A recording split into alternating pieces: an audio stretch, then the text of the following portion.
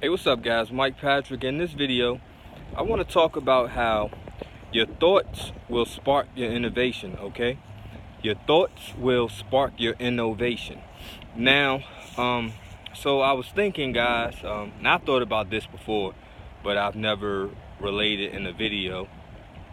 But in order to come up with ideas and problem solving, for one, you have to identify a potential problem or identify a problem. And in order to identify something, you have to be you have to be made aware of it, okay? And so what happens is when you are distracted, okay, whatever you're thinking about is a distraction from whatever you're not thinking about. Make sense? And so with that said, guys, let's say if we watch a lot of TV, okay? If we watch a lot of entertainment, if we are involved with a lot of entertainment, and we are involved with a lot of things that keep us from thinking on an innovative scale, okay? And when I speak of the innovative scale, I mean all the way down. You have to take things all the way back to the smallest, to a quart, okay? More in some more of my videos where I talk about health and cells and breaking things all the way down and busting things down. I talk about how you go from you're a living organism, and then your organs, and then and before that you're your cells, and before that you're your molecules, and before that your atoms, and quarks, and so we're going all the way back, right? Busting things down. Okay, all these things require attention and thought. Okay, if you're going to receive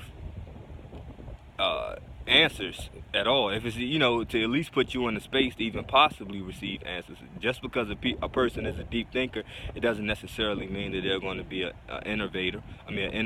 Okay, but at the same time, it at least puts them in a space to where it's possible. Okay, so the thing is, guys, I'm going to use, for example, to get you on that wavelength, okay, to get you on that frequency, okay, to get you in that thought field. You ever think about how dependent we actually are, even for those of us who consider ourselves to be more independent. Now, we're all dependent or independent to a certain degree, okay? Some people more dependent than others, some people more independent than others, okay?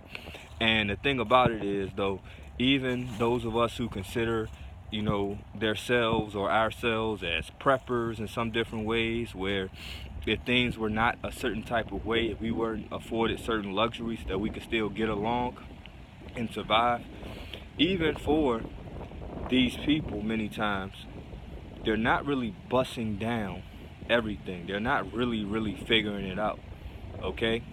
They're stopping somewhere, okay? So it's like some of us may know that in order to get this organism, which is our body, we need organs first, right? Some of us may can take it back to that, but that's where we stop, okay? Some of us will take it all the way back where in order to get our organs, we need cells, okay? And some people, they stop there, and then some people can go further back and further back. So with that said, guys, we gotta think about how, even if we consider ourselves preppers and things, I always think about how I say to myself, at what point did man become intelligent enough to be able to really start developing certain technology? Truthfully, like, what's the chances of man really just figuring out certain technology? Okay, now you would think that man could figure things out to a certain point, especially when you think of early man. Okay, what's the chances of him really just one day just being, somehow it just popping up in their head, or they figuring out certain complexities? Okay, now we can fathom if you think about some of the earliest tools, okay, like you can fathom how early person could see something like a rock or whatever, and see the substance, see how hard and resilient it is, okay, and how maybe if I take another stone and carve away and beat at this stone over time, that I can shape this in a way to where it could become a tool. So you can fathom that, and that makes sense, and you can say, okay, someone is more primitive. I can see how, if they have the potential for intelligence, how, over a certain amount of time that can be figured out. But if you think about, as things became more and more complex, it started to go beyond man's even potential, if that makes sense. And because it not only, and the reason it goes, not because that man was not intelligent enough to go further, but just because at some point your resources stop beyond what you can what you can be able to progress with, okay. And with that said, you think about how we have technology now, guys, and even in say 1900s, 1800s, things like that. We're just talking about that type of technology. We ain't even talking about the things that we have now and that we'll have going forward. Let's not even use that. Let's just say things that was in the 1900s, okay, in the 1800s, once we start things like railroads and things of this nature. These take, we underestimate the amount of resources and elements it takes to make these things, okay. Even if you think of a firearm, you think of a sword, okay, a sword. We take these resources for granted. You think about how much plastic we use. We take these things for granted, okay. I tell you what, I challenge anyone right now, the average person, to go and get me enough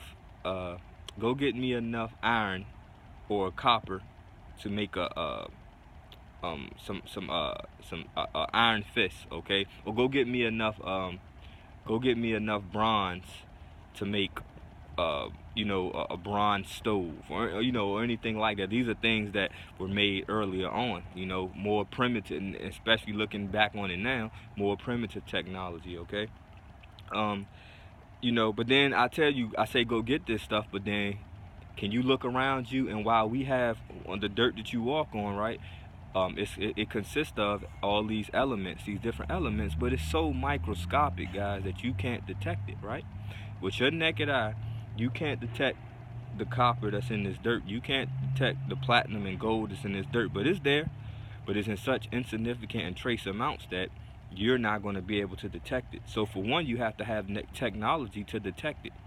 Then once you have the technology to detect it, then you have to have the technology to extract it. And basically extract it, separate it. And then you have to figure it's being separated in such small quantities. It's been extracted in such small quantities based on the fact that you can't even detect it with your naked eye. So it's not like a rock where you see a big block of cement there, or let's say if it was a brick of gold. That's obviously in enough quantity, okay, to where you can do something with that. You can just shape and mold that and say, here, it's made of gold. You see what I'm saying? And I'm not saying that resources are not present in that quantity and in that manner, to where, it's feasible. You can see it. It's tangible. You can see it with your naked eye, and you can just shape and mold it, maybe. And that would be understandable. But we use so much of these resources, guys, that we have to extract it in small amounts, and then to be able to put it together in a way that it's now tangible and significant, and then shape and mold it, which is that's more realistic, okay. You got a big hunk of gold now, and now you just have to, maybe melt it down, shape and mold it, so you can, then you have to have the mathematics to be able to make it in certain dimensions and things of that nature, so this piece can be put together with this piece in order to create a whole machine, if that makes sense. The engineering aspect of it. But like I said, even with that, that's even with a great engineer, most are going to be restricted at they need these resources. They may know what to do with it once they have it, but they need these resources. You know, if an engineer can map something out on paper, he still needs the resources in these different dimensions, in this quantity, okay, in this type, in order to be able to put it together, which is brilliant enough, but they still need that. So you have to ask yourself, you know, has man really been alone this whole time? Nah, but nah, that's just you know, some humor, guys. Don't start going wild. But nah, you know, but really, man, you do ask yourself at what point, you know, that we have the ability to even think on the level of, you know, there's resources all in the dirt, but we just have to. It's so minute that we have to detect it and then extract it, and then we have to be able to formulate tools and technology to do so.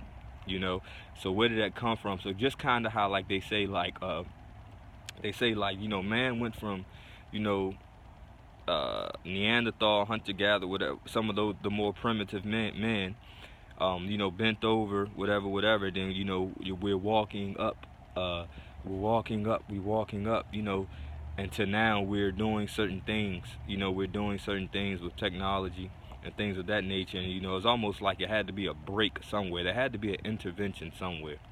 All right, guys. Oh well, at least that's the theory, and it makes sense. Okay, but the point is of this video is that, you know, first of all, you have to at least get yourself in the mind space, okay, so you can be innovative, okay, so these things can be possible going forward, you know, because humanity, we collectively, we are completely dependent. And even for those of us who think we're independent, you don't realize how dependent you are, okay, because like I said, if something was to really happen, you know, at best, you know, people will probably just go back to somewhat like the 1900s, and even then, that's still a simple way of life. You know, you may know how to make your food.